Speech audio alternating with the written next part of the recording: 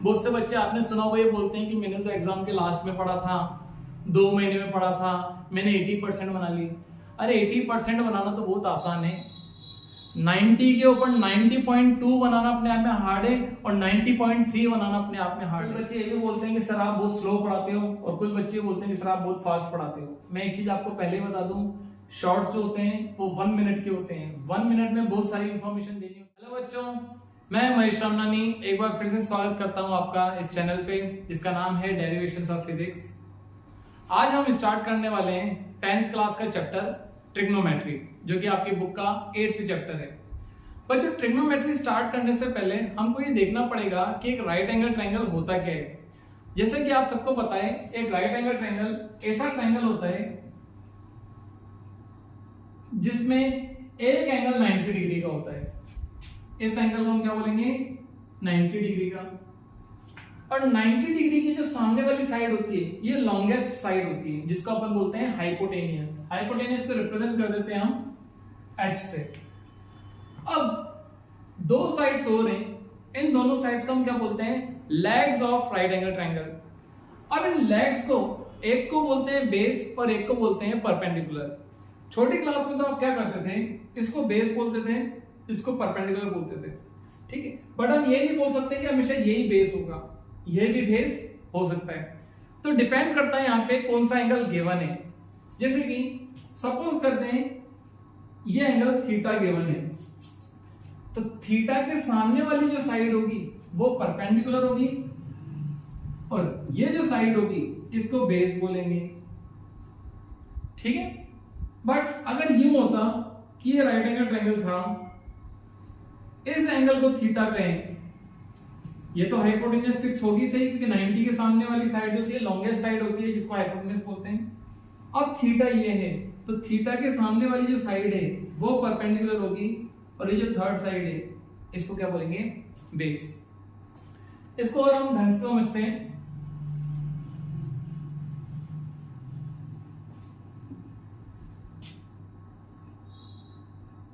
ये हो गया एक राइट एंगल ट्रायंगल 3, 4, 5, ये 90 डिग्री। अब इसको लेट सपोज बोल देते हैं 30 डिग्री और इसको बोल देते हैं 60 डिग्री। 30, 60, 90 हो गया और ये तो 90 है ही सही। अब यहां पे आप एक मिनट बच्चों, इसको 37 बोल देते हैं, 53, इसको 37 बोल देते हैं, ठीक है। और ये साइड हो गई 3, 4, 5। जब आप 53 एंगल की बात करोगे तो 53 के सामने वाली साइड को हम परपेंडिकुलर बोलेंगे और इसको बेस बोलेंगे। इफ 53 इज एंगल, इस एंगल को हम ट्रिग्नोमेट्री में यूज कर रहे हैं, तो 53 के सामने वाला होगा परपेंडिकुलर और बेस कौन सा होगा, 3। और अगर 37 को एंगल काउंट कर रहे हैं तो परपेंडिकुलर 37 के सामने वाली साइड ये परपेंडिकुलर होगी और ये बेस होगा। तो बेस और परपेंडिकुलर कौन डिसाइड करेगा, एंगल्स, ठीक है। अब टोटल यहाँ पे 6 टाइप के रेशियोज पॉसिबल हैं। ट्रिग्नोमेट्री क्या होता है, 6 टाइप के रेशियोज ही होते हैं। अब ये रेशियोज क्या क्या पॉसिबल है वो देखते हैं। पर जो रेशियो क्या होता है, दो चीजों का डिवीजन, दो चीजों को जब डिवाइड करते हैं तो जो नंबर मिलता है उसको अपन क्या बोलते हैं, रेशियो। अच्छा, रेशियो 2 से ज्यादा नंबर्स का भी हो सकता है, लेकिन यहाँ पे हम रेशियो कितनी साइड्स का लेंगे, 2 साइड्स का। अब ये रेशियो क्या क्या पॉसिबल है उसको देख लेते हैं। पहले इसको हटाता हूं,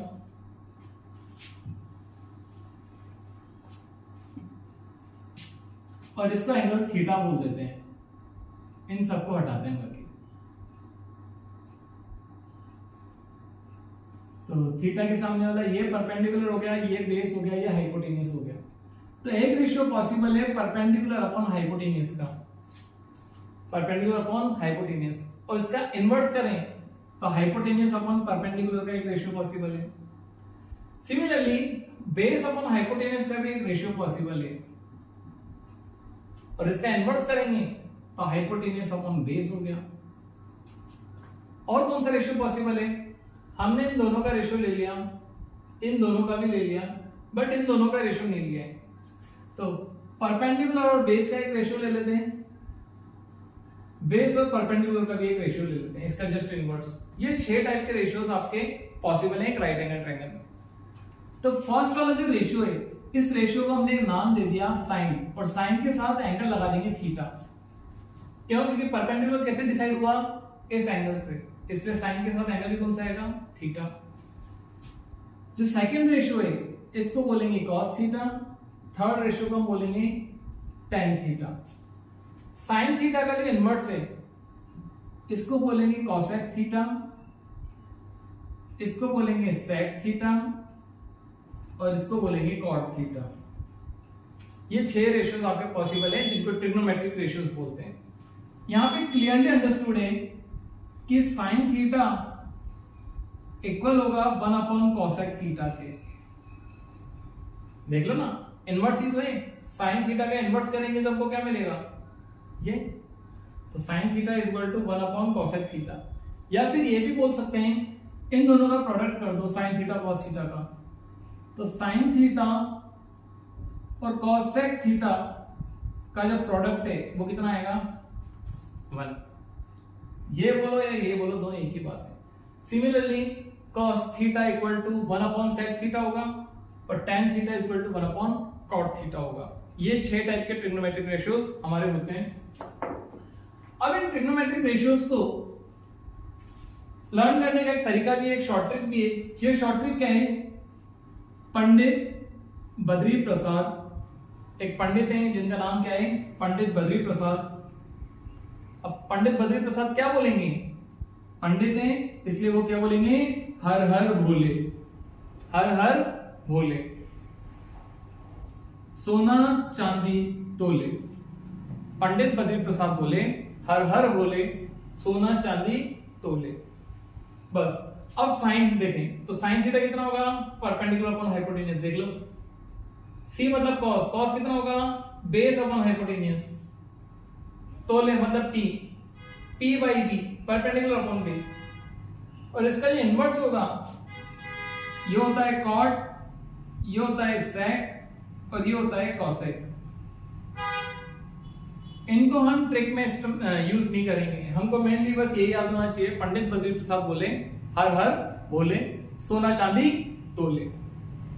sign cos tan, cot sec cosec. ये हो गया।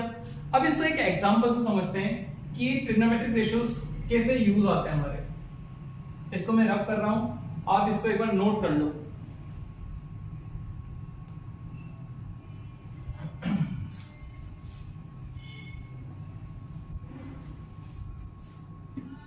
कंसीडर करते हैं एक राइट एंगल ट्रायंगल को। ये एंगल थीटा है, हमको गिवन है sine theta equal to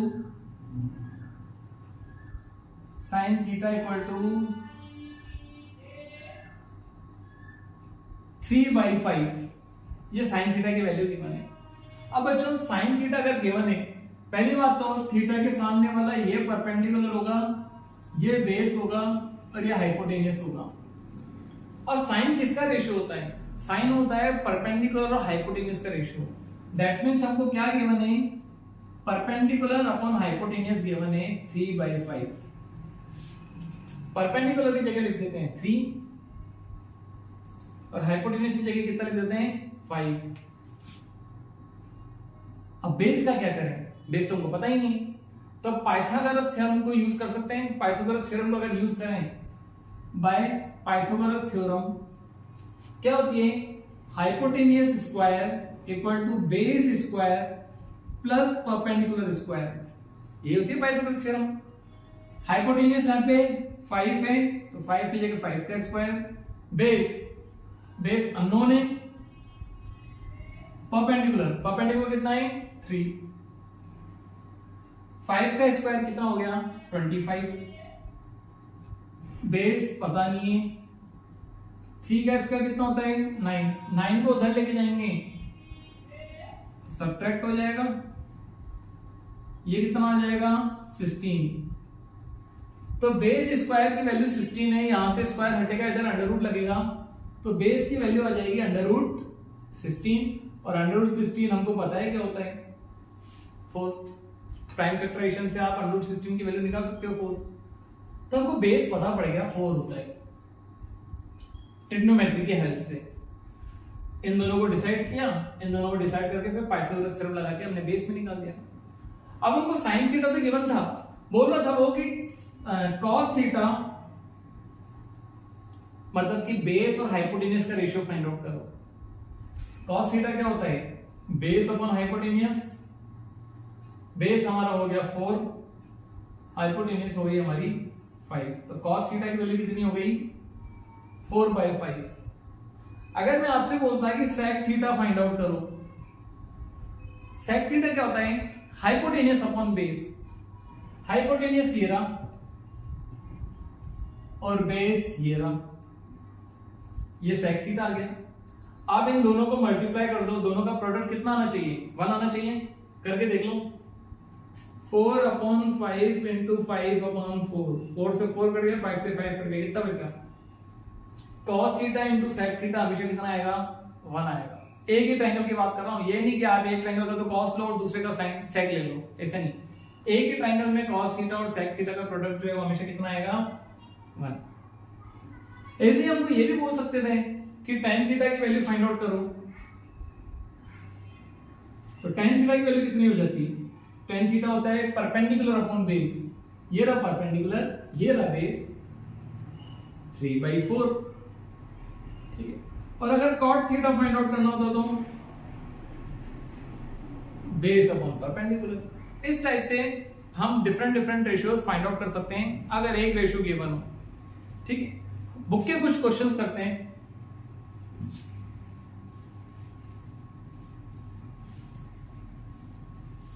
book में जो आपका फर्स्ट क्वेश्चन है वो क्वेश्चन क्या है, इन ट्रायंगल एबीसी, एक ट्रायंगल है एबीसी।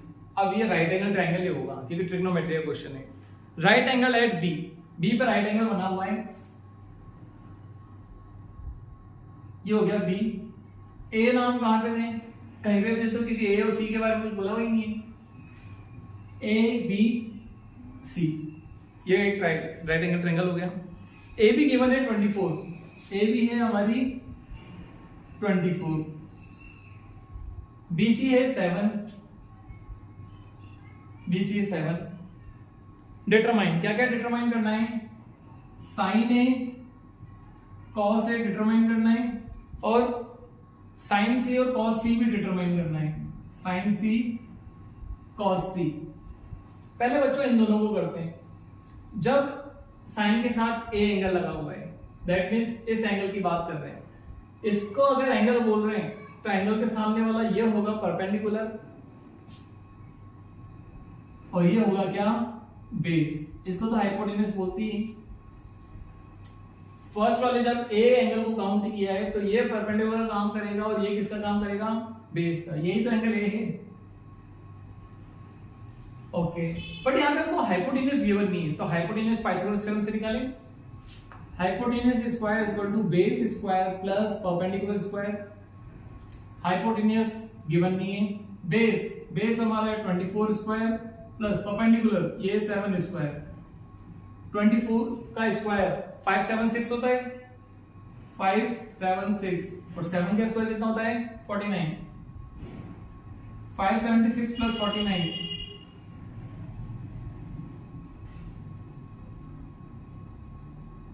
625। स्क्वायर हटेगा, रूट लगेगा और √625 की वैल्यू कितनी होती है 25। तो हमारा हाइपोटेन्यूज भी आ गया 25। ठीक है, अब साइन निकाल सकते हैं क्या, हाँ कोई बड़ी बात नहीं है। Sine A equal to perpendicular upon hypotenuse, ये रहा परपेंडिकुलर, ये रहा हाइपोटेन्यूज, 7/25। कॉस ए निकाल सकते हैं, हाँ base upon hypotenuse, base hypotenuse. ये हो गए आपके साइन और कॉस से, इसको नोट कर लो। फिर हम साइन से और कॉस से भी देखते हैं।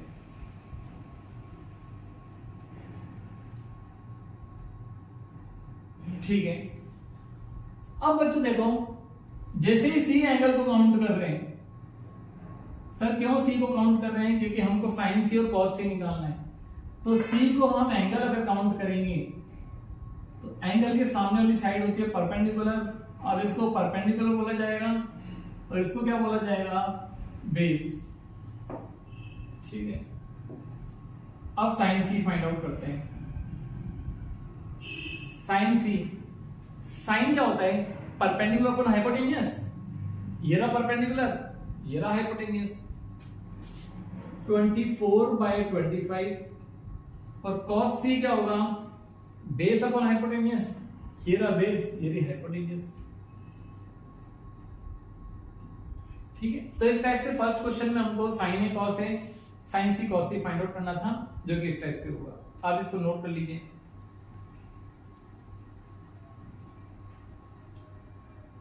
नेक्स्ट क्वेश्चन जो हमारा,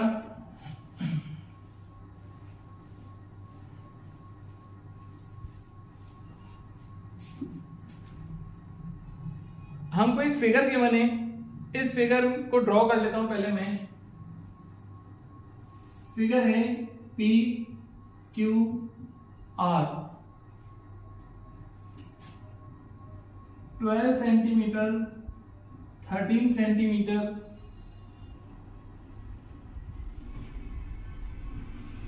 5 सेंटीमीटर। हमको फाइंड करना है tan p minus cot p। ये वैल्यू हमको क्या करनी है? फाइंड करनी है। तीनों साइड्स तो गिवन ही है। ठीक है। अब साइड्स अगर गिवन है, एक मिनट बच्चों, साइड ये बेस गिवन नहीं है। ठीक है। ये बुक में लिखा हुआ है 5, लेकिन ये गिवन नहीं है। पहले हमको ये फाइंड आउट करना पड़ेगा। तो यहाँ पे देखो एंगल कौन सा बोला हुआ है? P एंगल बोला हुआ है। तो P के सामने वाली साइड ये होगी परपेंडिकुलर, ये होगी बेस और ये होगा हाइपोटेन्यूस। तो पाइथागोरस थ्योरम का यूज करके सबसे पहले हम क्या फाइंड आउट करेंगे? ये वाली side by PT, Pythagoras theorem, hypotenuse square equal to base square plus perpendicular square. अगर आपको पाइथागोरस ट्रिपलेट याद है, पाइथागोरस ट्रिपलेट जो होती हैं वो अगर याद है तो आप सीधा भी यहाँ पे 5 लिख सकते हो। हाइपोटेन्यूस है 13 का स्क्वायर, बेस है आपका 12 स्क्वायर और परपेंडिकुलर आपका है QR स्क्वायर। ये होता है 169, ये होता है 144 प्लस QR स्क्वायर। 144 उधर जाके किसका हो जाएगा? माइनस का QR स्क्वायर। 169 में से 144 माइनस करेंगे कितना आएगा? 25 QR स्क्वायर। स्क्वायर हटेगा, रूट लगेगा, रूट 25। और रूट 25 आपको पता ही कितना होता है? 5, जो कि मैंने पहले लिखा हुआ था। तो ये 5 है। क्या आप tan p फाइंड कर सकते हो? एक मिनट बच्चों, tan p minus cot r है बच्चों। तो पहले तो p के सामने वाली साइड को परपेंडिकुलर लेंगे, फिर r के सामने वाली साइड को परपेंडिकुलर लेंगे। tan p निकालते हैं। जब tan p लिया है हमने, p के सामने वाली साइड परपेंडिकुलर का काम करेगी और ये बेस का काम करेगी। अब tan क्या होता है? Perpendicular upon base. ये रहा परपेंडिकुलर, वो रहा बेस। ठीक है। ऐसे ही cot r फाइंड आउट करना है। तो r देखो कहां है? r ये रहा। r के सामने वाली साइड होगी परपेंडिकुलर। अब ये बेस नहीं होगी, अब ये परपेंडिकुलर होगी। ठीक है। और ये क्या होगी? बेस, क्योंकि एंगल चेंज हो गया ना। एंगल चेंज होने से परपेंडिकुलर बेस भी चेंज हो जाते हैं। r के सामने वाला परपेंडिकुलर, ये बेस। और cot r क्या होता है? Base upon perpendicular, base upon perpendicular. तो tan p minus cot r find out कर सकते हैं क्या? हाँ, हमने वैल्यू फाइंड आउट कर ली। tan p हो गया हमारा 5/12, cot r हो गया हमारा 5/12। तो सेम नंबर में से सेम नंबर को आप माइनस करो तो आंसर कितना आएगा? 0। ये नोट कर लो।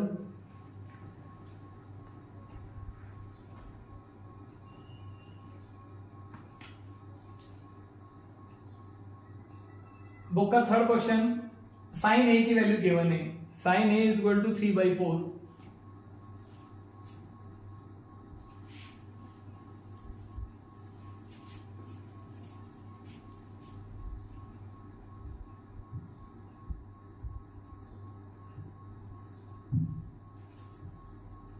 एक एंगल तो 90 डिग्री का होगा ही सही। कंसीडर कर लेते हैं ये एंगल ए है, sine A equal to 3/4 given है। साइन ए क्या होता है? Perpendicular upon hypotenuse. ये होगा परपेंडिकुलर, ये होगा बेस और ये होगी हाइपोटेनियस। परपेंडिकुलर कितना है? 3, हाइपोटेनियस कितना है? 4। बेस तो पता ही नहीं, क्या यूज करेंगे? Pythagoras theorem. By PP hypotenuse square is equal to base square plus perpendicular square.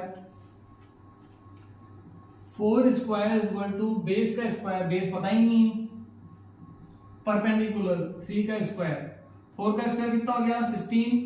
Base square plus 9, 9 उधर जाके किसका हो जाएगा? माइनस का। 16 माइनस 9 कितना हो गया? 7। स्क्वायर हटेगा, अंडर रूट लगेगा। अब बच्चों अंडर रूट 7 जो होता है वो परफेक्ट 7 जो होता है वो परफेक्ट स्क्वायर नहीं होता, तो अंडर रूट 7 को हम इसी में रहने देंगे। क्यों? क्योंकि डेसिमल में वैल्यू फाइंड आउट करना, फिर हमको लॉन्ग डिवीजन करना पड़ेगा। तो बेस हमारा √7 हो गया। फाइंड आउट क्या करना था? फाइंड आउट करना था हमारा sine A sorry cos A and tan A find out करना था। कॉस ए, बच्चों याद करो कॉस क्या होता था? कॉस होता था base upon hypotenuse. Pandit Badri Prasad बोले हर हर भोले सोना चांदी तोले। कॉस बेस अपॉन हाइपोटेनियस, ये रहा बेस, ये रही hypotenuse. Ten A find out करना है। टेन क्या होता है? Perpendicular upon base. परपेंडिकुलर कहाँ है? ये रहा परपेंडिकुलर। बेस कहाँ है? ये रहा। ये हो गया हमारा कौन सा क्वेश्चन? Third question. अच्छा बच्चों, कुछ बच्चे ये भी बोलते हैं कि सर आप बहुत स्लो पढ़ाते हो, और कुछ बच्चे बोलते हैं कि सर आप बहुत फास्ट पढ़ाते हो। मैं एक चीज आपको पहले बता दूं, शॉर्ट्स जो होते हैं वो 1 मिनट के होते हैं। 1 मिनट में बहुत सारी इंफॉर्मेशन देनी होती है, इसलिए वहां पे स्पीड फास्ट रखनी पड़ती है। ये हम क्या कर रहे हैं, बिल्कुल एक एक डिटेल में समझ रहे हैं, और डिटेल में किसी चीज को समझने के लिए क्या लगता है? टाइम लगता है। बच्चों आप ये नहीं है कि आप ट्रिग्नोमेट्री के ओनली एक ही क्लास लोगे, एक 1 शॉट ले लिया आपने और इस 1 शॉट को करके आपने ट्रिग्नोमेट्री के सारे क्वेश्चंस कर दिए। आपको कभी भी अच्छे मार्क्स गेन करने, तो अच्छे मार्क्स गेन करने के लिए आपको अच्छी मेहनत करनी पड़ेगी। अच्छी मेहनत के लिए क्या लगता है? टाइम लगता है। शॉर्ट में कुछ भी नहीं मिलता है। शॉर्ट वीडियो नहीं बात कर रहा हूँ, शॉर्ट में बोल रहा हूँ कम टाइम में आप कुछ नहीं कर सकते। बहुत से बच्चे आपने सुना हुआ ये बोलते हैं कि मैंने तो एग्जाम के लास्ट में पढ़ा था, 2 महीने में पढ़ा था, मैंने 80% बना ली। अरे 80% बनाना तो बहुत आसान है। 90 के ऊपर 90.2 बनाना अपने आप में हार्ड है, और 90.3 बनाना अपने आप में हार्ड है। क्यों? क्योंकि पेपर जो होता है उसके ज्यादातर क्वेश्चंस तो एवरेज बच्चों के लिए होते हैं। जो क्वेश्चंस हाई लेवल के होते हैं वो सारे बच्चे नहीं कर पाते हैं। वो क्वेश्चंस ओनली वही बच्चे कर पाते हैं जिन्होंने डिटेल्ड स्टडी की है, जिनके कंसेप्ट पूरे क्लियर हैं। ठीक है, तो आप स्पीड में मत जाओ, आप तो बस अपना लेक्चर कंप्लीट करो। आपको कोई चीज समझ में आ रही है नहीं आ रही है वो देखो, जो चीज समझ में नहीं आ रही है उसका कमेंट करो। ठीक है, मेहनत करने में टाइम लगता है। अगर पढ़ाई इतनी इजी होती, इतनी इंटरेस्टिंग होती, तो आज हर कोई बच्चा टॉपर होता। ठीक है, इसको नोट करो। एक कमेंट भी देखा था मैंने, वो कमेंट था कि सारे टीचर्स ने एनसीईआरटी रट रखी है। बच्चों जब पेपर ही एनसीईआरटी में से आएगा तो हमको एनसीईआरटी तो करनी है। ठीक है, एनसीईआरटी के अलावा कुछ थोड़ी करना है। हाँ ये है कि आपकी अगर ये बुक हो जाती है तो आप दूसरी रेफरेंस बुक रिफ्रेशर्स यूज कर सकते हो। रिफ्रेशर्स आपको पता है क्या क्या कौन कौन सी यूज होती है 10th क्लास में, वो आप यूज कर सकते हो। बट मेहनत आपको करनी पड़ेगी। डायमंड बनने के लिए आपको डायमंड जितना प्रेशर और टेम्परेचर लेना पड़ेगा। ठीक है, कोयला तो कोई भी बन जाता है, जमीन के नीचे दब जाओ कोयला बन जाओगे, लेकिन डायमंड बनने के लिए प्रेशर और टेम्परेचर लेना पड़ेगा आपको। Next question, question number 4।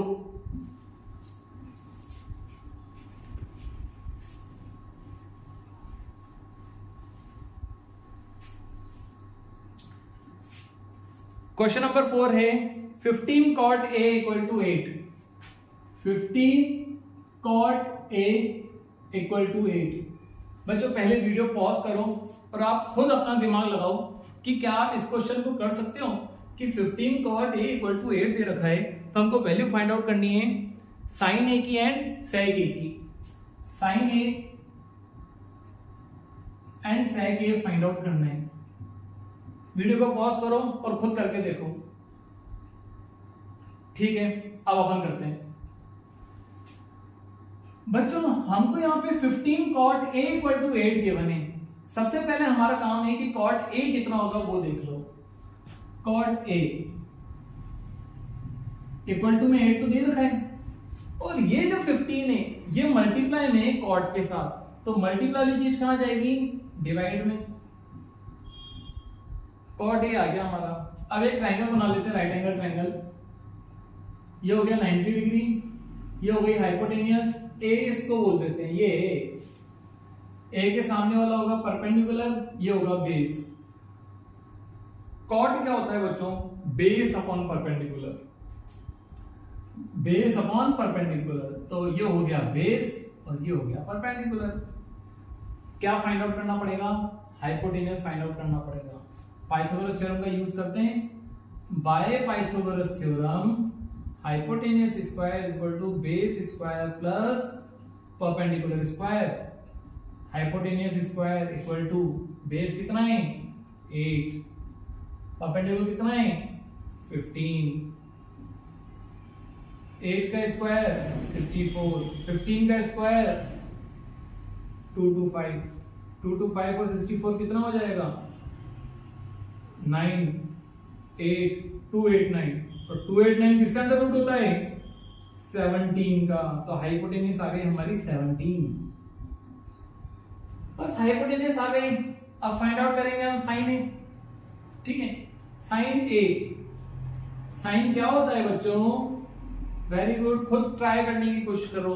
Sign होता है परपेंडिकुलर अपॉन हाइपोटेनियस। ये रहा परपेंडिकुलर, ये रहा हाइपोटेनियस। और क्या फाइंड आउट करना है, सेक ए। सेक किसका इनवर्स होता है, कॉस का। अगर आपको कॉस याद है तो कॉस की वैल्यू निकाल दो और कॉस का रेसिप्रोकल कर दो, आपका सेक आ जाएगा। जैसे कॉस क्या होता है, बेस अपॉन हाइपोटेनियस 8 अपॉन 17, तो सेक कितना हो जाएगा, हाइपोटेनियस अपॉन बेस 17 अपॉन 8। ये क्वेश्चन भी हो गया। कितना इजीली हो गया आपका। अगर कंसेप्ट क्लियर हो चुका है तो फिर क्वेश्चन का लेवल कुछ भी हो जाए ना, क्या था इस क्वेश्चन का लेवल, कुछ भी नहीं था। अभी तक कर रहे थे cot A की वैल्यू डायरेक्ट दे रहे थे, इस बार बोला 15 cot A इक्वल टू 8 है, तो cot A की वैल्यू फाइंड आउट कर लो। cot A अगर आ जाएगा तो फिर तीनों जो साइड से देख लो कौन कौन सी की बने, हो जाएगा क्वेश्चन। ठीक है बच्चों, इन क्वेश्चंस को ऐसे ही आप करते रहो। ठीक है, मैं तो क्या बुक के सारे क्वेश्चंस करा दूंगा, उससे मेरा दिमाग चलेगा, आपका दिमाग नहीं चलेगा। आप खुद क्वेश्चंस करो और इसको देखो कि कहां कहां पे क्या क्या डाउट आ रहे हैं। नेक्स्ट वीडियो में मैं इसका बचे हुए जो क्वेश्चंस हैं वो भी डाल दूंगा, बट पहले कोशिश आपको करनी है। कोशिश करने वालों की हमेशा क्या होती है, जीत होती है। ठीक है, मिलते हैं आपसे नेक्स्ट क्लास में, तब तक के लिए bye, see you, thank you.